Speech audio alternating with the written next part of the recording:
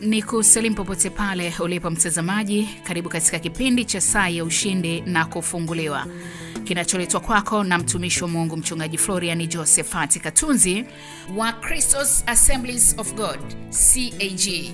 Kipindi hiki kitakuwa kinakujia kila Alhamis saa 4 kamili hadi saa 5 kamili za usiku, na marudio ni Jumamosi kuanzia saa 9:30 hadi saa 10:30 jioni hapa Channel 10. Mtazamaji, kabla sijamleta kwako mtumishi wa Mungu Mchungaji Florian Josephat Katunzi kwa ajili ya ujumbe wa neno la Mungu, acha nikupe ratiba za ibada. Kila Jumamosi kuanzia saa 2 kamili za asubuhi hadi saa 6 kamili za mchana, na Jumapili ibada ya kwanza ni kuanzia saa 12 kamili hadi saa 2 kamili za asubuhi, na ibada ya pili ni saa 2 kamili hadi saa 7 kamili za mchana. Unaweza ukazungumza moja kwa moja na mtumishi wa Mungu Mchungaji Florian Josephat Katunzi kupitia namba 0754 36 78 26 0754 36 78 26, lakini pia 071826 7171. Unaweza kufuatilia ibada hizi moja kwa moja kupitia Maranatha TV online, lakini pia unaweza ukatembelea mitandao ya kijamii ya mtumishi wa Mungu. Basi kwa wakati huu, acha nimlete kwako mtumishi wa Mungu Mchungaji Florian Josephat Katunzi kwa ajili ya ujumbe wa neno la Mungu.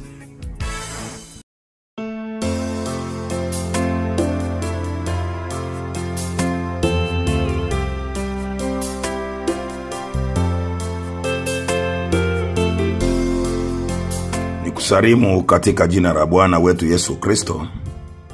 Ni neno la Mungu kutoka Isaya sura ya 45 mstari wa 22.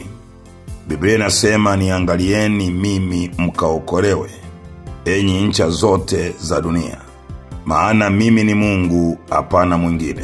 Ndugu msikilizaji wangu na mtazamaji wa video hii fupi, mbele yetu kuna kazi kubwa ya kuhubiri Injili vijijini na mijini. Lengo kubwa ni kuwaleta watu kwa Yesu Kristo kutoka kwenye mafungamanisho ya kimizimu, kutoka kwenye mafungamanisho ya giza na uovu, ili waweze kupata nuru ya Injili.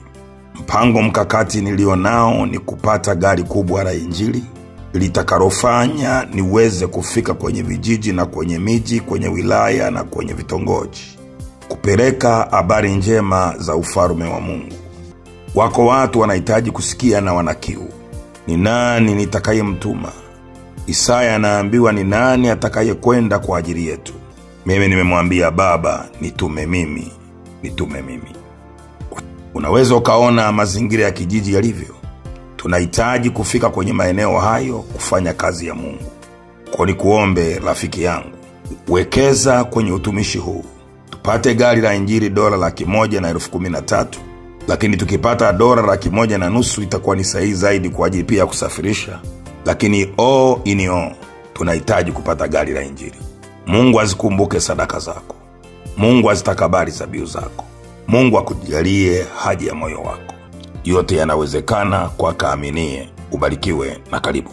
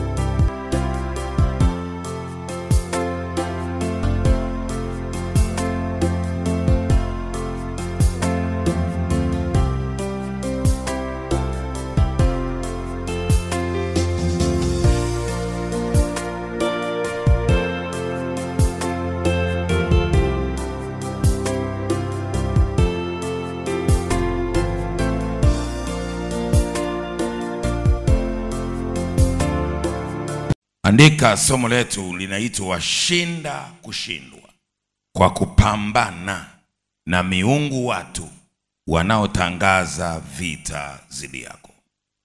Iliandika, nimesema miungu watu ni mtu yoyote anayejiinua juu ya watu wa Mungu kinyume na makusudi ya Mungu. Kitabu cha Danieli sura ya 3. Andika mstari wa 1 mpaka ule mstari wa 30. Tutasoma mstari wa 8 mpaka ule mstari wa 18. Basi baadhi ya Wakaldayo wakakaribia wakaleta mashtaka juu ya Wayahudi. Wakajibu wakamwambia mfalme Nebukadneza, mfalme uishi milele. Wewe mfalme ulitoa amri ya kwamba kila mtu atakapoisikia sauti ya panda na filimbi na kinubi na zeze na santuri na zomari na namna zote za ngoma, ni lazima anguke na kuabudu ile sanamu ya dhahabu. Na kila mtu asiyeanguka na kuabudu atatupwa katika tanuru ya moto uwakao. Wako Wayahudi kadha wa kadha uliowaweka juu ya mambo ya wilaya ya Babeli, yaani Shadraka, Meshaki na Abednego. Watu hawa mfalme hawakujali wewe, hawaitumikii miungu yako wala kuiabudu ile sanamu ya dhahabu uliyoisimamisha. Basi Nebukadneza akatoa amri kwa hasira na akaadhabu waletwe Shadraka, Meshaki na Abednego. Basi wakawaleta watu hao mbele ya mfalme. Nebukadneza akajibu akawaambia, enyi Shadraka, Meshaki na Abednego, je, ni kwa makusudi hata mtumikii Mungu wangu wala kuisujudia sanamu ya dhahabu niliyoisimamisha? Basi sasa kama mkiwa tayari, wakati mtakapoisikia sauti ya panda na filimbi na kinubi na zeze na santuri na zomari na namna zote za ngoma, kuanguka na kusujudia sanamu niliyoisimamisha, ni vema. Bali msipoisujudia, mtatupwa saa hiyo hiyo katika tanuru iwakayo moto. Naye ni nani Mungu yule atakayewaokoa nyinyi na mikono yangu? Ndipo Shadraka, Meshaki na Abednego wakajibu wakamwambia mfalme Nebukadneza, hamna haja ya kujibu katika neno hilo. Kama ni hivyo, Mungu wetu tunayemtumikia aweza kutuokoa na tanuru iwakayo moto, naye atatuokoa na mikono yako mfalme. Kama si hivyo, ujue mfalme, ya kuwa sisi hatukubali kuitumikia miungu yako wala kuisujudia hiyo sanamu ya dhahabu uliyoisimamisha. Bwana Yesu asifiwe. Biblia inasema wazi wazi kwa habari ya mfalme Nebukadneza. Biblia inasema alijiinua juu ya Mungu, akatengeneza sanamu ya sura yake, akataka watu waiabudu. Kwa ndani ya somo hili la shinda kushindwa kwa kupigana na miungu watu wanaoleta vita juu yako, kuna vitu vya kuzingatia. Jambo la kwanza, ili ushinde kushindwa, lazima uwe na imani thabiti katika Mungu unayemwamini. Imani thabiti.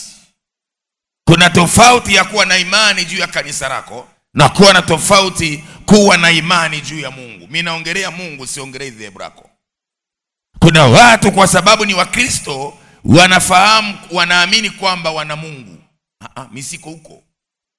Wako Wakristo walioshindwa na wako Wakristo walioshinda. Kwa hapa ninaongelea imani. Waebrania 11 mstari wa 1, jambo la kwanza, Biblia inasema imani ni kuwa na hakika. Kwa usiingie kwenye vita bila kuwa na hakika. Shadraka, Meshaki na Abednego walimwambia mfalme Nebukadneza Mungu tunayemtumikia. Kwa hiyo Shadraka, Meshaki na Abednego walikuwa na imani katika Mungu wao wanayemtumikia. Wakati Nebukadneza anawauliza ni Mungu gani atakaye waokoa nyinyi na mikono yangu, wao wakamwambia huyo Mungu yupo, anaitwa Mungu tunayemtumikia. Baba, mama, unapopitia vita dhidi ya miungu watu wanadamu, wengine wanaweza kuja kwa uchawi, wengine wanaweza kuja kwa vitisho, wengine wanaweza kuja kwa maonezi. Kukabiliana nao lazima uwe na imani katika Mungu wako, sio katika mungu wao. Kwa Biblia inasema Zaburi 20:7-8, hawa wanataja magari, hawa wanataja farasi, sisi tunalitaja jina la Bwana. Kwa Nebukadneza alikuja na Mungu wake, na hawa wakaja na Mungu wao. Kwa vita kati ya Shadraka, Meshaki na Abednego na mfalme Nebukadneza ilikuwa ni vita ya kiimani. Wakorintho wa pili sura ya 10 ule mstari wa 3 na 4, Biblia inasema, maana ingawa tunaenenda katika mwili, hatufanyi vita kwa jinsi ya mwili. Maana silaha za vita vyetu si za mwili, bali ni za roho, zina uwezo katika Mungu hata kuangusha ngome, hata kupambana na miungu watu, hata kupambana na mifumo inayokupinga katika ulimwengu wa roho. Biblia inasema hizo silaha tunazo. Kwa jambo la kwanza, lazima uwe na imani thabiti. Lakini jambo la pili, lazima uwe na silaha. Usiingie vita bila kuwa na silaha. Lazima uwe na silaha za kimungu zitokanazo na imani.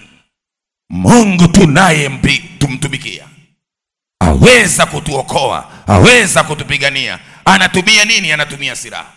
Waefeso sura ya 6 mstari wa 10, hatimaye mzidi kuwa hodari katika Bwana na katika uweza na nguvu zake. Vaeni silaha zote za Mungu mpate kuweza kuzipinga hila za shetani. Mstari wa 12, kwa maana kushindana kwetu sisi si juu ya damu na nyama, bali ni juu ya falme na mamlaka, juu ya wakuu wa giza hili, juu ya majeshi ya pepo wabaya katika ulimwengu wa roho. Mstari wa 13, kwa sababu hiyo twaeni silaha zote za Mungu mpate kuweza kushindana siku ya uovu, na mkisha kuyatimiza yote kusimama. Kwa hapa maandiko yanakwambia jambo la pili, vaa silaha. Wewe unayetaka kupigana na miungu watu, lazima uwe na silaha za kiroho. Kwa silaha za kiroho unazipata kwa jinsi ya roho, kwa wewe kumwamini Mungu, na ndani ya maisha ya ufalme wa Mungu kuna silaha za kimungu za kutusaidia kupigana vita. Kwa baba, mama, unapopitia mashambulizi, kabla hujaanza kushambuliana na unaotaka kushambuliana, swali la kwanza, je, una silaha? Usiingie kwenye vita kwa sababu umekuta watu wanakemea na wao kaanza kukemea. Ukiwakemea vibaya watakushughulikia. Kwa hiyo lazima anayekwenda kupambana ahakikishe kwanza ana imani, lakini la pili awe na silaha za kiroho. Kwa hiyo ili uweze kushindana na miungu watu, lazima uwe na silaha. Kwa hiyo Shadraka, Meshaki na Abednego walikuwa na silaha. Wakamwambia mfalme, huo moto uliouweka sawa unaua, lakini Mungu tunayemtumikia aweza kutuokoa, aweza kutupigania, aweza kutushindia, kwa sababu ndani yetu tuna silaha, na silaha tulio nayo tunaijua. Jambo la tatu ambalo unatakiwa uwe nalo unapotaka kushindana na kushinda miungu watu, lazima uwe na maombi endelevu. Maombi endelevu huleta ushindi endelevu. Unapokutana na miungu watu, wanakuwekea vizuizi, wanakuletea upinzani, wanasema hapa upiti, wanasema tutakuonyesha. Lazima wewe personal, kabla hujaingia vitani, uwe na maombi endelevu. Kitabu cha Kutoka 17:8 mstari wa 8 hadi wa 16. Hapa tunaona wana wa Israeli wakati wanatoka Misri wanaelekea katika nchi ya ahadi. Biblia inasema walipofika eneo moja linaitwa Refidimu, wakakuta miungu watu wanaitwa wa Amaleki. Biblia inasema walipofika Refidimu wakakutana na miungu watu wanaitwa wa Amaleki. Kutoka 17:8 hadi 16. Wale wa Amaleki wakawaambia wana wa Israeli, hapa hampiti. Kwa lugha nyingine wakawazuia, kwa lugha nyingine wakawapinga. Hawakuwapinga Israeli, walipinga kusudi la Mungu la kuwapeleka wana wa Israeli Kanaani listimie. Baba mama, unapopingwa na watu, haina maana wanakupinga wewe, wanapinga ulichokibeba. Wale wote wakupingao hawakupingi wewe, una cha kupingwa. Ila wanapoona ndani mwako kuna kitu, wanakiwekea vizuizi, wanakiwekea upinzani. Kitakachokuokoa ni kuwa na maombi endelevu juu ya kile ulichokibeba.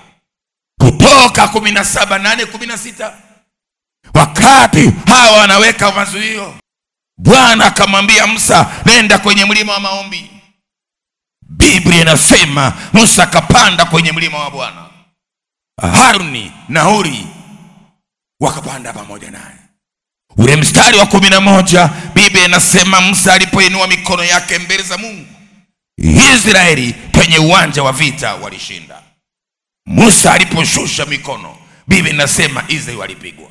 Kwa ushindi wa wana wa Israeli ulikuwa kwenye maombi endelevu, mikono iliyokuwa imeinuliwa. Na Haruni na Huri walipogundua, wakaishikilia mikono ya Musa, ikakaa juu mpaka waliposhinda. Baba mama, ukitaka kushinda usikatize maombi. Kuna watu leo kimwombea kesha anahamia kwingine, leo kimwombea akapata nafuu kesha anafanya vitu vingine. Hapana, Mungu anataka kwamba kila wakati uwe kwenye maombi. Unapokuwa kwenye maombi, Mungu ataonekana kwako na atakushindia, kwa sababu maombi endelevu yanaleta ushindi endelevu. Jambo la nne litakalofanya wewe na mimi tuweze kushinda miungu watu, ambalo inabidi tuwe naro kwenye maisha yetu, inabidi tuwe naro kwenye maisha yetu ya kiroho, inabidi tuwe naro kwenye maisha yetu ya ufalme wa Mungu, ni lazima uwe na sadaka inayonena. Lazima uwe na sadaka inayonena juu ya kile ulichokibeba, juu ya kule unakoelekea. Kwa sababu wapinzani wako na wenyewe wanakupinga kwa njia ya sadaka. Lazima uwe na sadaka inayonena. Kitabu cha Hesabu sura 22, tunaona wakati wana wa Israeli wanaelekea Kanaani, walipofika katika nchi ya Moabu, walipitana na upinzani wa kisadaka. Hesabu sura 22 kuna upinzani wa kisadaka. Hesabu 23 kuna upinzani wa kisadaka. Kitabu cha Hesabu 20 sura 24 kuna upinzani wa kisadaka. Na Hesabu 25 kuna upinzani wa kisadaka. Lakini nikueleze kwamba wakati wana wa Israeli wanaelekea katika nchi ya ahadi, wanaelekea kwenye kusudi la Mungu, Biblia inasema Baraki mfalme wa Moabu akatafuta mganga wa kienyeji anaitwa Balaam toka Mesopotamia, toka Uru wa Kalidayo, akaja kuweka zuio, akaja kufunga njia juu ya wana wa Israeli. Balaam akamwambia Baraki, kama unataka watu hawa tuwazuie, nenda kajenge madhabahu 7 penye mlima Nebo. Wakaenda kujenga madhabahu 7, na juu ya kila madhabahu wakaweka ng'ombe mmoja na kondoo mmoja juu ya mlima Nebo kwenye kilele cha Pisiga. Kwa Biblia inaeleza waziwazi, wakaweka sadaka juu ya mlima, wakaweka madhabahu juu ya mlima, wakaroga. Biblia inasema wakati zoezi la kuroga linaendelea, Bwana akakamata kinywa cha mganga anaitwa Balaam. Bwana akamwambia katika Hesabu 23:23, we Balaam na Baraki, nataka niwaeleze, hapana uganga, hapana uchawi juu ya wana wa Israeli. Kwa Biblia inasema Balaam alipoona ule uchawi umeshindikana kwa njia ya kafara na sadaka, akamfundisha Baraki mfalme wa Moabu. Akamwambia sasa, ili hawa tuwapate, lazima tuwatenganishe na Mungu wao, tuwaekee zuio la wao kushiriki sadaka zetu. Ukienda sura 25 mstari wa 1 hadi wa 13, badala ya kuwarushia mawe wakawakaribisha, wakamwambia ndugu zetu karibuni, wakawakaribisha kwa moyo wa upendo. Kumbe ndani kuna hila, na hila imewekwa ndani ya sadaka. Kwa hiyo adui yako akiona wewe akikujia kwa force, huwezi kumshinda, yeye atakujilia kwa upendo. Kwa sio kila anayecheka anacheka, sio kila anayekwambia karibu anakukaribisha, sio kila anayekupungia mkono na kupungia mkono. Kuna wengine wanataka uzubai wa kumalize. Kumbuka watu wa Moabu ni wana wa Rutu, ni ndugu zao wana wa Israeli. Kwa wakaambia ndugu zetu karibuni. Kuna hawa pasipo kusijaribu roho kwamba tunapokaribishwa tunakaribishwa na nani, wakaingia mkenge. Biblia inasema watu wakaanza kula vyakula, wakati Mungu aliwaambia mnapoenda Kanaani nyinyi mtakwenda na mtakula chakula kinaitwa mana. Wakaiacha mana, wakala pilau. Biblia inasema kilichotokea walipokula ile sadaka, Biblia inasema ni sadaka ambayo watu wa Moabu walimchinjia Mungu wao anaitwa Bahali Pehori. Israeli akajiungamanisha na miungu ya Moabu kwa njia ya sadaka. Mungu akaondoka. Kwa Mungu alipoondoka, Israeli wakapigwa. Kwa baba mama, angalia chakula unachoalikwa, angalia sherehe unazoalikwa. Kuna sherehe nyingine ni za midumange, ukiingia wapigwa. Anaweza akawa unatafutwa wewe, wao kula makafara, wao kula sadaka za miungu sio kosa. Kosa ni wewe mtu wa Mungu kula bila kuuliza. Halo. Kwa unaweza tukakwambia karibu, lakini chakula kile ni cha ibada yangu. Unapokula chakula cha ibada wa Mungu mwingine, si Mungu wako, wafa. Biblia inasema hapo wakafa wana wa Israeli 24,000 siku moja kwa ugonjwa wa tauni. Kilichowaua ni sadaka, kilichowaua ni chakula, kilichowaua ni nyama, kilichowaua ni uroho. Kwa kuna watu wa Mungu ambao mmeshapigwa bila kujua mmepigiwa wapi. Kwa wakiona kwa habari ya Mungu, kwa habari ya maombi mwashinda, wanakuwekea sadaka. Kwa ni lazima na wewe mtu wa Mungu upigane vita zidi ya miungu watu waliokuja na sadaka, na wewe uwe na sadaka zako. Wakiweka sadaka, weka sadaka. Kitabu cha Waebrania 12:24.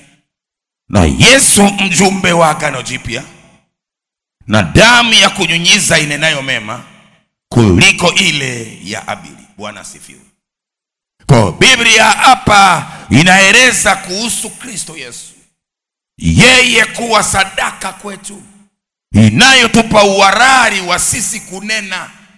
Kwa tunaposimama katikati ya marango, kama Shadraka na Meshaki waliponena, hawakunena kwa niaba yao, walinena kwa niaba ya Mungu. Kwa baba mama, unapotoa sadaka, hautoi sadaka kwa jina lako, unatoa sadaka kwa jina la Bwana.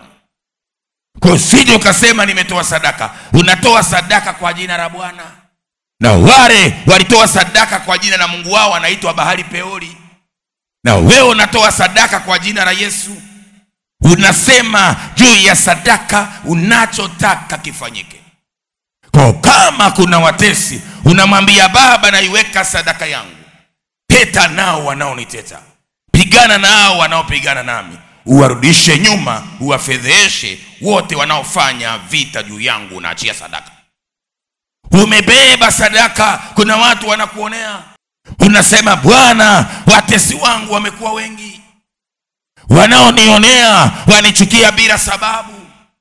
Kwa sadaka hii Baba, naondoa chuki yao, naondoa maneno yao, naondoa mabaya yao. Unaachia sadaka mbele za Bwana. Mungu ni hakimu, atawahukumu. Lakini bahati mbaya leo tunatoa sadaka bubu. Unatoa sadaka kwa sababu kuna kikapu. Nataka nikwambie, kabla hujaweka sadaka kwenye kikapu, lazima uwe na sababu za kutoa sadaka. Ukitoa sadaka kwa sababu kuna wimbo wa sadaka, utakuwa wimbo wewe. Kwa si kila sadaka iliyowekwa kwenye chombo cha sadaka ilileta matokeo. Kamuulize Anania na Safira, Matendo ya Mitume sura ya 5, walipotoa sadaka yao ili waletea nini? Walikufa, sadaka yao ikabaki pale pale. Kwa si kila sadaka yenye matokeo ni sadaka inayonena, inayotolewa kwa sababu zenye sababu. Watu wanapambana na mtoto wako kazini au mtoto wako kwenye elimu, njoo mbele za Bwana na sadaka. Mwambie Bwana, kwa sadaka hii uwe hakimu. teta nao wanaoniteta, pigana nao wanaopigana nami. Bwana, watesi hao walioinuka, nami nainuka juu yao. Kumbuka wao wameenda na sadaka, na wewe nenda na sadaka. Kitabu cha Ezekiel 21 mstari wa 21 hadi 23, walikwenda na sadaka kuroga. Kwa Yesu Kristo hakufa msalabani kama maonyesho, alikufa msalabani kama sadaka. Yesu Kristo ni sadaka ambayo lazima ujiungamanishe nayo wewe kwa sadaka zako. Ndiyo maana nasema sadaka zako zilipo ndipo na baraka yako ipo. Sadaka zako zilipo ndipo na majibu yako yapo. Sadaka zako zilipo ndipo na lango lako lipo. Kwa usije ukasema kwa sababu Yesu ni sadaka. Yesu ni sadaka anayetaka utoe sadaka. Mambo ya Nyakati wa kwanza 16:28-29. Mpeni Bwana Mungu utukufu kwa jina lake, leteni sadaka mje mbele zake. Kwa wale ambao wanamwendea Mungu lazima wamwendee na hilo jambo la 4 ambalo linaitwa sadaka. Jambo la 5, ukitaka kushinda vita dhidi ya miungu watu wanaokusumbua kwenye maisha yako, usitafute majibu juu ya vita vyako, bali tafuta nguvu itendayo kazi ndani mwako. Usitafute majibu kwamba napambana, Mungu naomba jibu. Tafuta nguvu. Itafute nguvu itendayo kazi toka ndani mwako, ili ikusaidie kupambana na nguvu za adui zako. Mambo ya Nyakati wa kwanza 16:11. Mtakeni Bwana na nguvu zake. Kwa Bwana wa mabwana, mfalme wa wafalme, ana nguvu zake. Kwa wakati Nebukadneza anajitapa kwamba ana nguvu, Shadraka, Meshaki na Abednego walimwambia tunaye Mungu mwenye nguvu. Danieli sura ya 3 mstari wa 1 hadi wa 30. Wakati Nebukadneza anasema ni Mungu gani atakayewaokoa nyinyi na nguvu zangu na mkono wangu? Kwa Nebukadneza alipokuwa anasema mkono wangu, hakuwa na maana mkono huu, alikuwa anasema nguvu zangu, kwamba nitawakamata, nitawatupa kwenye moto. Nani atakayewatoa kwenye moto? Wakamwambia mfalme, kwa habari ya sanamu zako atuabudu, kwa habari ya miungu yako atuabudu, tunaye Mungu mwenye nguvu atatutetea. Kwa hapa walikuwa watafuti majibu, walikuwa wanataja nguvu za Mungu. Kwa baba, mama, ili ushindane na ushinde, tafuta kwanza nguvu ya Mungu itendayo kazi ndani mwako ikusaidie. Waefeso sura ya 3 mstari wa 20. Biblia inasema basi atukuzwe yeye hawezaye kufanya mambo ya ajabu mno kuliko yote tuyaombayo na tuyawazayo, kwa kadiri ya nguvu itendayo kazi ndani yetu. Kwa hapa Biblia inasema atukuzwe Mungu atendaye mambo yote kuliko yale tuyaombayo. Kwa Biblia inasema Shadraka na Meshaki na Abednego wakamwambia mfalme tunaye Mungu, wakati yeye anawaangalia hawa watu ni wawili, hawa watu ni watatu, huyo Mungu anayemsema yuko wapi? Biblia inasema akawakamata Shadraka, Meshaki na Abednego, akawafunga, wakawatupa kwenye tanuru ya moto. Wakina Shadraka, Meshaki na Abednego hawakwenda mbele ya mfalme na maji wala mafuta, walikuwa na nguvu itendayo kazi ndani yao.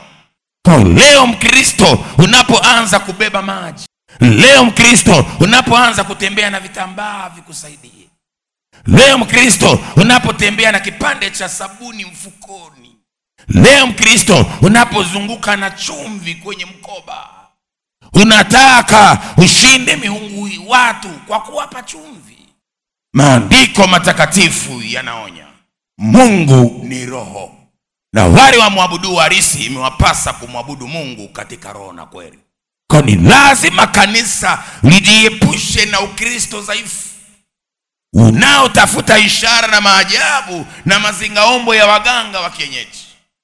Bwana hajakuumba wewe uishi kwa miujiza. Bwana amekuumba uishi kwa imani. Biblia inasema mwenye haki wangu anaishi kwa imani. Biblia haijawahi kusema mwenye haki anaishi kwa miujiza. Kwa baba, mama, ukiua imani ukatafuta miujiza, wewe ni wa jehanamu mara mbili. Kumbukumbu la Torati 13. mstari wa kwanza tusome mpaka wa 13. Biblia inasema mwenye haki wangu ataishi kwa imani, sio kwa miujiza. Kukizuka katikati yako nabii au mwotaji wa ndoto akikutolea ishara au ajabu, ikatokea hiyo ishara au hiyo ajabu aliyokuambia akisema na tuifate miungu mingine usioijua tuitumikie hiyo, wewe usiasikilize maneno ya nabii yule au yule mwotaji wa ndoto, kwa kuwa Bwana Mungu wenu awajaribu apate kujua kwamba mwampenda Bwana Mungu wenu kwa mioyo yenu yote na roho zenu zote. Kwa hiyo hawa mitume wa uongo waliokuja na miujiza ya maji na mafuta na vitambaa, Bwana amewaweka ili walijaribu kanisa lake kama linampenda Mungu kwa moyo wote. Kwa wewe ukiangukia mikononi mwao, ukaanza kunywa mafuta, ukaanza kuramba maji, ukaanza kutembea na vitambaa, tayari imani yako imejaribiwa. Kwa Biblia inasema Bwana yuwajaribu, na kwenye kuwajaribu anawaletea hawa watabiri wa uongo watakao kuambia nguo yako ya ndani rangi yake wewe unasema ni unabii. Mungu hana shida ya kujua nguo yako. Unabii kazi yake ni kufumbua mambo ya siri, sawa sawa na neno la Mungu, sio haya mambo yenu ya kubashiri. Kwa Biblia inasema awajaribu aone kama mnampenda kwa mioyo yenu yote. Tembeeni kwa kumfuata Bwana Mungu wenu, mcheni na kushika maagizo yake na kusikia sauti yake, yani mtumikieni na kuishi, shikamana naye. Yule nabii au yule mwotaji wa ndoto auawe, kwa kuwa asema yaliyopotoka juu ya Bwana Mungu wenu aliyewatoa katika nchi ya Misri akakukomboa katika nyumba ya utumwa, apate yule mtu kuupotoa katika njia iliyokuamuru Bwana Mungu wako uiendee, ndivyo utakavyoondoa uovu wote utoke katikati yako. Ukienda Mathayo 24, Yesu anasema watakuwepo makristo wa uongo. Hajasema mashetani wa uongo, wanaitwa makristo wa uongo, ambao watatoa ishara, watafanya maajabu, lengo kuwapotosha wengi waiache imani. Kwa hiyo ukimtafuta shetani mwenye mapembe na kuambia hutakutana naye, utakutana na mkristo aliyevaa vazi la kichungaji lakini sio mchungaji. Kwa makristo wa uongo hawa watakapoinuka, kwa kitu kimoja wapo ambacho wanakwenda kushughulika nacho ni kulipepeta kanisa liache imani. Ukienda Injili ya Luka sura ya 18 kuanzia mstari wa kwanza mpaka wa 11, Yesu anasema, je, atakaporudi mwana wa Adamu duniani ataikuta imani? Kwa Biblia inaonya kwamba uungu sio mfano wa dhahabu ama fedha, vitu vilivyochongwa kwa akili za wanadamu. Kwa hiyo baba, mama, ondoka kwenye vitu vya kuchonga, elekeza imani kwa Mungu aliyekufa msalabani. Matendo ya Mitume 17:29. Biblia inasema, basi kwa kuwa sisi tu wazao wa Mungu, haitupasi kudhani ya kuwa uungu ni mfano wa dhahabu au fedha au jiwe, vitu vilivyochongwa kwa ustadi ni akili za wanadamu. Basi zamani zile za ujinga Mungu alijifanya kama azioni, bali sasa anawaagiza watu wote kila mahali watubu. Kwa zama za ujinga ni zama za kutumia mafuta, kubeba vitambaa ukaiacha imani. Neno la msalaba kwa wanaopotea ni upuzi mtupu. Wakorintho wa kwanza sura ya kwanza mstari wa 18. Kwa baba, mama, tafuta nguvu itendayo kazi ndani mwako. Lakini ukiwa ni Mkristo unayekwenda kanisani unakaa unanyoshwa uchi, kila kitakachosemwa hutaangalia kilivyoandikwa, kwa sababu Biblia umefarakana nayo. Jaribu lolote litakalo kuondoa kwa Mungu linatoka kwenye mazingira uliopo. Hutaletewa jaribu la Marekani wakati uko Tanzania. Ukienda Injili ya Luka sura ya 4, Yesu alipomaliza maombi siku ya 40 akaona njaa, shetani akaleta jaribu ya chakula. Kwa shetani atapitia uhitaji wako. Wewe kama unaumwa, shetani atakuja na jaribu lako la kuondoa kwa Mungu kupitia ugonjwa wako. Unataka cheo, unataka kuolewa, unataka kuinuka, hapo hapo kwenye kuinuka kwako ndio hapa analeta vita. Kwa vita vya kiimani vinapiganwa kwenye lango la imani. Kwa usije ukatarajia kwamba jaribu lako wewe utaletewa nje yako wewe, pale pale ulipo within you. Kwa mazingira yako yanaweza ugeuzwa kuwa daraja la kufikisha kwa Mungu, na mazingira yako yanaweza kutumiwa na shetani likiwa daraja la kupeleka jehanamu ya moto. Kwa watu wengi wanacheza na shida za watu. Wanajua kanisa lilishaua maombi, kanisa halisomi Biblia. Kwani wasikwambie wao ni majiant wa imani wanakupeleka kwenye mitaro? Kwa Biblia inasema watu wa Beloya walikuwa waungwana, waliangalia kila walichofundishwa kimeandikwa hivyo. Kama Yesu amekufa msalabani, lazima uangalie kwa nini amekufa msalabani. Ndio maana Matendo ya Mitume sura ya 2 na sura ya 1 aliwaambia wanafunzi wake, msiondoke Yerusalemu mpaka mtakapopokea nguvu. Kwa Mkristo unahitaji kuwa na nguvu itendayo kazi. Kristo, hii nguvu itendayo kazi haikai kwenye mkoba, inakaa ndani yako. Kwa usije ukaingia kwenye vita vya kiroho bila kuwa na nguvu itendayo kazi ndani mwako. Mchungaji vipi? Kasome Mathayo sura ya 2. Yesu alipozaliwa akainuka mtu mmoja anaitwa Herode mfalme. Yesu ni mchanga, mtoto kabebwa, kavaa mwili wa kibinadamu wa kitoto. Herode aliposikia aliyezaliwa kabeba kitu cha kimungu, akasema lazima nimuue na hicho alichokibeba. Mungu alichokifanya, akamtokea Yusufu kwenye ndoto akamwambia, beba mtoto na mama yake kimbia.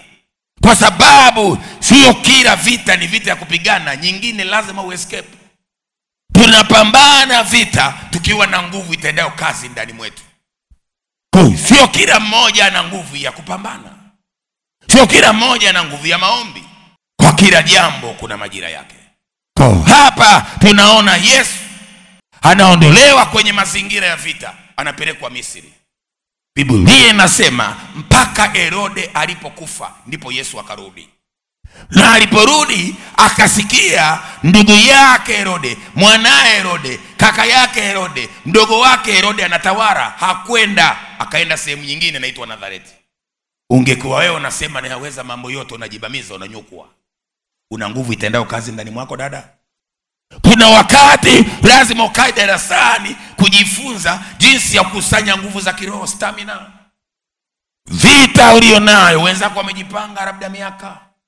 Ilipofika mwaka wa 30, Yesu akasema, Roho wa Bwana Mungu yu juu yangu, naye amenitia mafuta ili kupambana na miungu watu. Kwa nini Yesu akupambana akiwa na mwaka mmoja? Ukienda ukasoma Biblia vizuri, Yohana sura ya 2, Kana ya Galilaya, Yesu anamwambia Maria, muda wangu wa vita bado. Kwa baba, mama, maisha yako yapo kwenye lango la nyakati. Wewe unaishi kwenye muda, Mungu anaishi milele. Tambua huu ni muda wa kufanya nini, ni muda wa kupambana na nini. Kama muda wako bado, kaa chini ufundishwe namna ya kupambana. Wengi mmepata hasara kwa sababu hamkujua. Unafikiri kwa sababu umesikia watu wanakemea na unarusha miguu unakemea. Unamkemea nani? Una nguvu ya kukemea wewe? Tulia.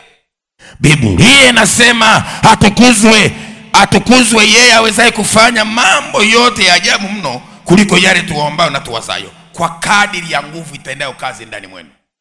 Kwa tunaona Luka sura ya 4, Yesu anakwenda mlimani siku 40 kufunga na kuomba, anapata stamina.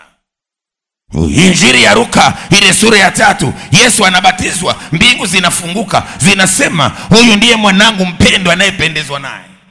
Baada aliingia kwenye maombi ya siku 40 kufunga na kuomba. Wewe unaua maombi, unataka umwage maji?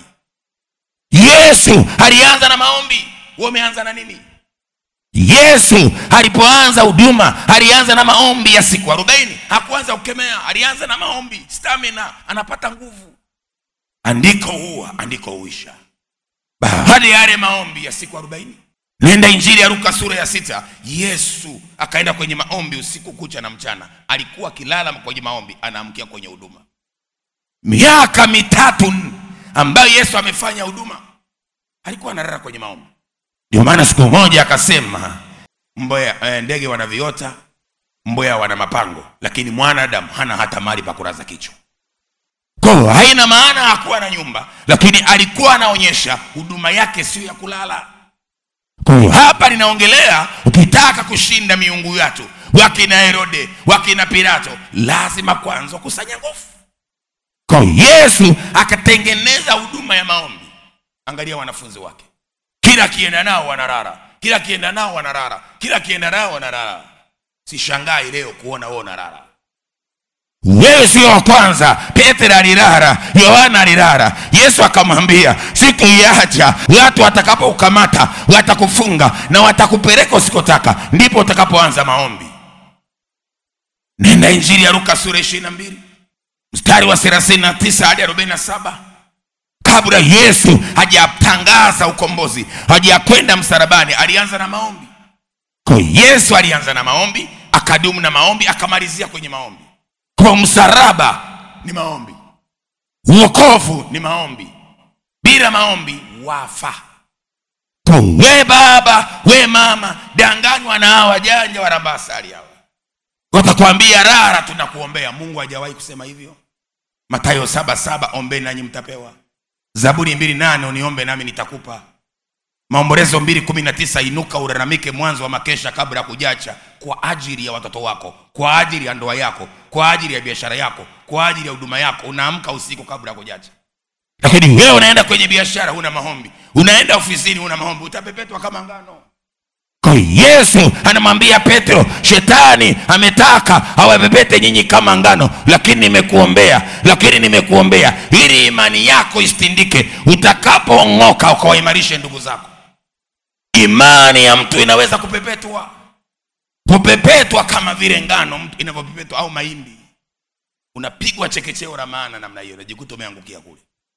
Shadraka, Meshaki na Abednego, imani yao ilipopepetwa walionekana wako solid. Wakamwambia mfalme, tulia, zinapigwa hapa. Wanawaambia, ni Mungu gani? Wakamwambia, yupo. Baba, mama, dada, kijana, lazima uwe na Mungu, uwe na nguvu itendayo kazi ndani mwako. Ukiua wafa. Tumewatumainishia Wakristo wetu maneno yasiyokuwa na maana. Wamefanya wachungaji kama ndio ilizi zao. Unapomtegemea mtu kuliko kumtegemea Mungu, una Mungu. Kristo hawezi kuomba mpaka mchungaji awepo. Kristo hawezi kufunga mpaka mchungaji amemsimamia. Huo ni Ukristo gani? Kwamba siendi kwenye ibada kwa sababu mchungaji hayupo, haina maana ile. Ukiwa na sababu, anasema ninawezaje kutulia ikiwa Bwana ameniwekea mzigo? Kwa baba, mama, dada, kaka ulioko hapa, nguvu itendayo kazi ndani mwako itakusaidia kushinda milango ya kuzimu. Na uwezo kumtegemea mhubiri, atakuombea sawa. Kwa Bwana analeta haja ya moyo wako. Iko wapi? Eleza mambo yako, upewe haki yako. Kwa kama huwezi kujieleza, kama huwezi kuomba, maana yake una ushirika na Mungu. Kupewa rifti kwenye gari haina maana kwamba unamiliki gari. Una uwezo ukao unatembea na upako wa wanaokuombea. Siku hawapo. Kilichowakuta wana wa Israeli pale mlima Sinai, wakati Musa waliyekuwa anamtegemea alipoenda kwenye maombi ya siku 40, wakamwambia Haruni, Musa kashakufa. Wanamwambia Haruni, Musa kafa, ndani hatuna kitu humu. Tutengenezee sanamu, tutengenezee miungu hiyo itusaidie, tuko peke yetu. Biblia inasema pale pale kwenye mlima Sinai wakatengeneza visanamu vya ndama za Wamisri, wakaanza kuabudu. Wakati Musa anaomba mbele za Bwana, Bwana anampa amri 10, anazibeba, anashuka namna hii. Wakati anatoka kwenye mlima ule, anashuka, anafika mahali alipomwacha Yoshua. Anamwambia Yoshua, kwenye kambi nasikia kuna kelele. Yoshua akasema, ni kelele za watu walioshinda. Akamwambia, hapana, hizi ni kelele za watu walioshindwa. Kilichomponza Haruni, hakuwahi kuongea na Mungu, lakini alikuwa anamtumikia Mungu. Haruni alikuwa anasikia kwa Musa, anakopi na kupesti. Wako watu mnakopi na kupesti. Leo masikio yako yafunguliwe, leo macho yako yaone, umuone Mungu aliyekufia msalabani. Acha kukopi na kupesti utumishi. Kuna watu wanahubiri jumbe za kopi na kupesti, hana muda wa kupiga magoti kumwomba Mungu ampe ujumbe. Anasikia mhubiri fulani kasema, na yeye anakopi, anatia mfukoni. Halafu anasema, Bwana wa majeshi asema. Kasema lini na wewe? Biblia inasema Haruni, kwa sababu hajawahi kumsikia Mungu, akasikia sauti za watu. Biblia inasema akatengeneza bonge la ndama, watu wakaanza kucheza. Musa anashuka nakuta watu wamejichafua. Lakini ukitaka kuangalia kosa la wana wa Israeli na kosa la Haruni kutokuwa na Mungu. Kwa baba zama hizi Kristo, tafuta Mungu kwa moyo wako wote. Ombea masikio yako, mwambie Mungu nataka nikusikie. Ayubu 42 mstari wa 5 anasema Mungu nilikuwa nimekusikia, sasa ninakuona kwa macho. Dada, kaka, ona Mungu kwenye biashara yako, ona Mungu kwenye ndoa yako, ona Mungu kwa watoto wako, ona Mungu kwenye maisha yako. Unapotembea, tembea na Bwana Yesu, tembea na Bwana Yesu. Yaite matendo makuu. Usitembee na shuhuda za mwaka jana, tembea na shuhuda za leo. Toni na makofi ya shangwe na vigeregere. Mwambie Bwana, nataka nikuone, nataka nikuone, nataka nikuone, nataka nikuone, nataka nikufahamu, nataka nione matendo makuu. Na huyo Mungu wa matendo makuu ataonekana kwako. Chapa makofi ya shangwe na heshima kwa Mungu. Usiende bila nguvu itendayo kazi ndani mwako. Jambo la 6, mtumie Roho Mtakatifu kwenye nafasi yake ya usaidizi akusaidie. Kama unataka kushinda miungu watu, mtumie Roho Mtakatifu kwenye nafasi yake ya usaidizi akusaidie. Usimwache, ndipo utapata mafanikio ya kiroho na kiuchumi. Jambo la 6, mtumie Roho Mtakatifu. Kitabu cha Yohana 14:26. Lakini huyo msaidizi, huyo Roho Mtakatifu ambaye Baba atampeleka kwa jina langu, atawafundisha yote na kuwakumbusha yote niliyomwambia. Kazi ya msaidizi, anakusaidia mahali pale ambapo nguvu yako ya utendaji kazi imepungua. Kwa msaidizi anakusaidia mahali pale ambapo nguvu yako ya utendaji inatenda kazi. Kuna watu wanafanya makosa, badala ya wao kusimama kwenye nafasi zao wanamwachia Roho Mtakatifu. Msaidizi kazi yake ni kukusaidia wewe kwenye hiyo kazi unayoifanya. Msaidizi hakusaidii kazi ambayo wewe ufanyi. Fundi anayejenga anamsaidizi anayempa tofali, ilete mwiko, ilete simenti, changanya maji, anaitwa msaidizi wa fundi. Kwa msaidizi wa fundi ni nusu fundi lakini sio fundi.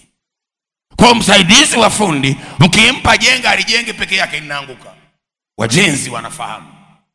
Kwa Roho Mtakatifu kazi yake anaitwa msaidizi. Lakini yeye utasikia Baba anamwachia Roho Mtakatifu apigane mwenyewe. Mbingu inacheka, huyu jamaa naye ajielewe. Wakati unapambana unaita Roho Mtakatifu, unaita dunamis akusaidie.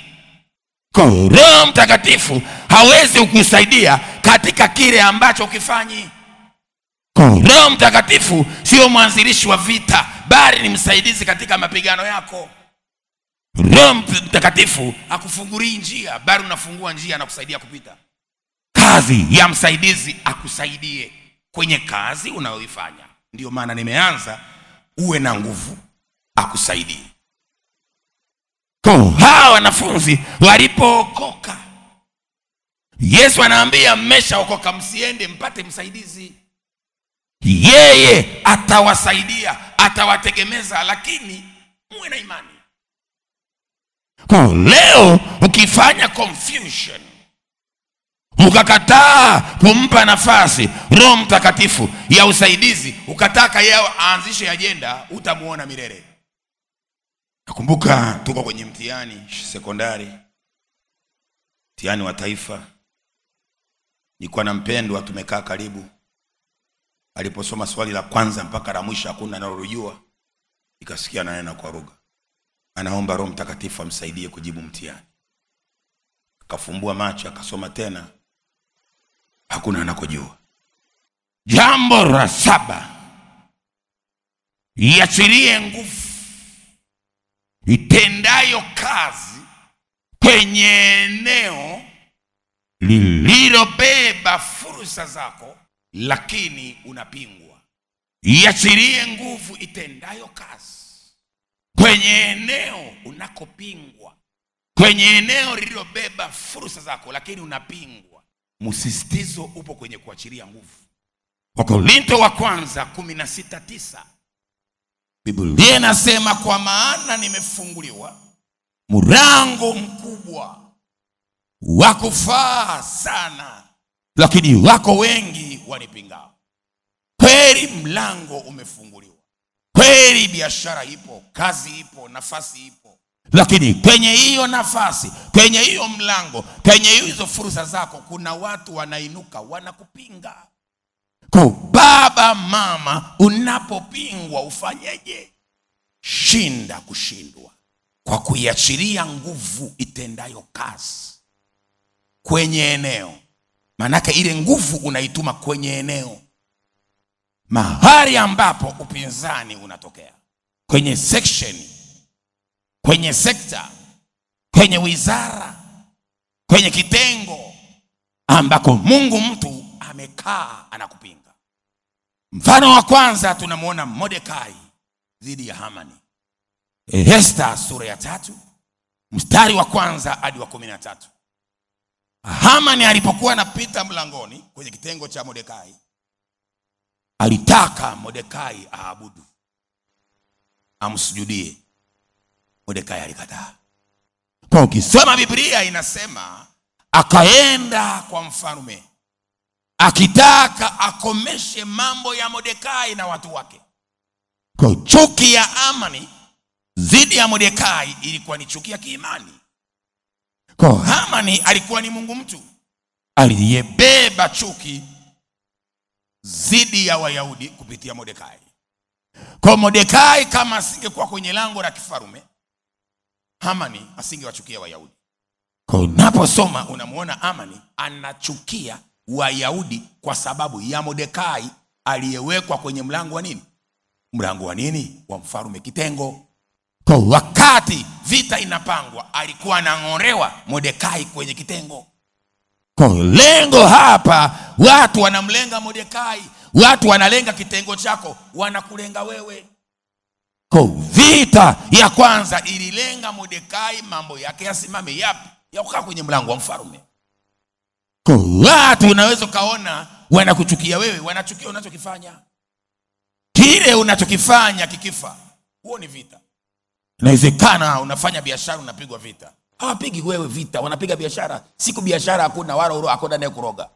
Wakiona mtoto wako anasoma, anafaulu, wanaroga elimu, anakuwa mcheza kamari. Kile ambacho unakifanya ndicho kinachotafutwa ulichokibeba. Wanasema tuone mambo ya Mordekai yatakomaje. Kwa hiyo walikuwa wanamkomesha Mordekai, ilionekane kwamba wamlengi yeye, wakaingiza na mama, baba, mtoto, mjomba, shangazi, fieka. Kwa tunaposema peleka maombi, unayapeleka wapi? Kwenye lango. Kwa Esther 4 mstari wa kwanza hadi wa 16, Wayahudi wakiongozwa na Mordekai wakaanza maombi. Kwa yale maombi ni ishara ya kuiashiria nguvu itendayo kazi, itende kazi kwenye mfumo. Mordekai akatoka, ali amevaa magunia, akatoka anafunga. Wayahudi wakafunga, wanaomba, wanarilizi. Kwa ile nguvu ya maombi, ile nguvu ilipoenda kwenye kitengo ambacho Mordekai anafanyia kazi, kwenye lango, kwenye eneo la biashara, inawezekana ni sokoni, inawezekana ni shuleni, inawezekana ni kwenye nafasi ambako kuna fursa zako, nguvu ikaenda. Nguvu ilipofika ikamkamata bosi anaitwa mfalme Ahasuero. Usiku ule hakulala. Esther 6. Biblia inasema usiku ule Mordekai alipoiachilia nguvu, usiku ule mfalme hakulala. Esther 6 mstari wa kwanza mpaka ule mstari wa 14. Usiku ule mfalme hakulala, hakupata usingizi, akaamuru aletewe kitabu, yaani faili, maandiko ya taarifa, naye yakasoma mbele yako. Ikaonekana kuwa imeandikwa kwamba Mordekai, kwa faili hiyo letu aliletwa faili la Mordekai ambalo limefichwa kwenye store, likafukuliwa. Baba mama, unapopigwa vita ndipo faili lako linapanda kwa wakuu. wanapanga vita kukomesha mambo ya Mordekai. Mordekai akaomba, angalia kilichosemwa hapo kwa mfalme. Faili zikaletwa, kitabu kikaletwa, ikaonekana Mordekai. Kwa habari zilizosomwa ni za Mordekai. Mfalme alipomaliza kusoma akashangaa. Miaka 20, miaka 10 imepita, Mordekai hajapandishwa cheo. Kwa cheo cha Mordekai kilichelewa kwa sababu hakufanya maombi ya kupeleka kwenye kitengo chake ili kitengo na wenye vitengo wamuone. Alikuwa anaombea vitu vingine. Kumbuka, wewe ujipandishi cheo, wewe ukujiajiri, ulipo kuna mwajiri wako. Kwa eneo unalofanyia kazi, eneo unalofanyia biashara, kuna wahusika. Kwa sababu wewe ufanye biashara na malaika, unafanya biashara na watu. Ili upate wateja, peleka nguvu ya Mungu kwenye eneo, wateja wawe upande wako. Narudia, biashara yako ufanyi na malaika, unafanya biashara na wanadamu. Kwa hiyo kwenye lango lako la biashara, peleka nguvu itendayo kazi, ivute wateja. Lakini wale wateja ukiwakemea ukawavunja shingo, utawaona. Kwa haya maombi walikuwa wampigi Ahasuero. Walipeleka, nafasi hii nilipewa na mfalme. Mfalme kaandika nife, napeleka nguvu pale pale, na mimi naandika. Bwana anapoamua kuinua, atakuinulia pale pale uliposhushwa. Kwa usiende ukabomoa mazingira, bomoa roho zilizowekwa kwenye mazingira. Kwamba hapa nimefukuzwa kazi, nami naifunga ile kazi, hapana. Kwa Mordekai hakugombana na mlango, kutoka kwenye mlango akawa mtu wa pili. Mpe Bwana Yesu makofi. Kama hoja, inua mikono, tulia.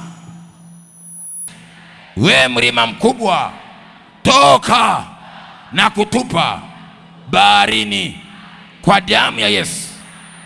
Milima ya ukoo tunapiga, milima ya mji tunapiga, milima ya mitaa tunapiga, milima iliyokamata ndoa, iliyokamata watoto. Kila mtu omba, piga hiyo milima, piga hiyo milima, piga hiyo milima. Tunapiga hiyo milima iliyokamata, toka kwenye lango la kabila, toka kwenye lango la ukoo ya Wapare, toka achilia, toka achilia, toka achilia. Napiga milima maisha yako, milima ya nyoka, toka achilia. Inua mikono yako, inua mikono yako, inua mikono yako, inua mikono yako. Tunapindua kwa moto. Toka pinduka, Malkia wa kuzimu, na mlima wako, mlima wa Malkia, unapinduka kwa jina la Yesu. Mlima wa Malkia unapinduka kwa damu ya Yesu. Mlima wa kuzimu unapinduka kwa damu ya Yesu. Huo mlima unapinduka. Pindua Baba, pindua, omba, jiririe mwenyewe. Unakweno, piga hiyo milima ya Dodoma, piga milima ya Wasandawi, piga milima ya Wajigamba, piga milima ya Wajigamba, piga milima ya Wajigamba, piga milima ya kwenu. Taja kabila lako, piga huo mlima, piga hiyo milima ya Waruho, piga hiyo milima. Inua mikono, pindua sasa hiyo milima ya Wanyamwezi, piga kwa moto. Piga milima ya kabila lako, jitenge nayo. Piga kabila lina chifu, lina mlima. Kila kabila lina chifu, lina milima. Piga milima yao Wanyamwezi, piga milima yao Wabahaya, piga milima Reru, piga milima Renzori, piga milima, piga milima. Inua mikono, piga Bwana Yesu makofi. Naam, mtazamaji, kwa muda wote ulikuwa unatazama kipindi cha Saa ya Ushindi na Kufunguliwa, kilicholetwa kwako na mtumishi wa Mungu Mchungaji Florian Josephat Katunzi wa Christos Assemblies of God CAG. Kipindi hiki kitakuwa kinakujia kila Alhamis kuanzia saa 4 kamili hadi saa 5 kamili za usiku, na marudio ni Jumamosi saa 9:30 hadi saa 10:30 jioni hapa hapa Channel 10. Mtazamaji, acha nikupe ratiba za ibada. Kila Jumamosi kuanzia saa 2 kamili za asubuhi hadi saa 6 kamili za mchana, na Jumapili ibada ya kwanza ni kuanzia saa 12 kamili hadi saa 2 kamili za asubuhi, na ibada ya pili ni saa 2 kamili hadi saa 7 kamili za mchana. Mtumishi wa Mungu Mchungaji Florian Josephat Katunzi waweza zungumza naye moja kwa moja kupitia namba 0754 36 78 26, 0754 367826, lakini pia 0718267171. Na ibada hizi unaweza kuzifuatilia moja kwa moja kupitia Maranatha TV online. Mimi ni kushukuru sana mtazamaji wa Channel 10 kwa kuungana nami katika kipindi hiki cha Saa ya Ushindi na Kufunguliwa. Asante, barikiwa. Sikia,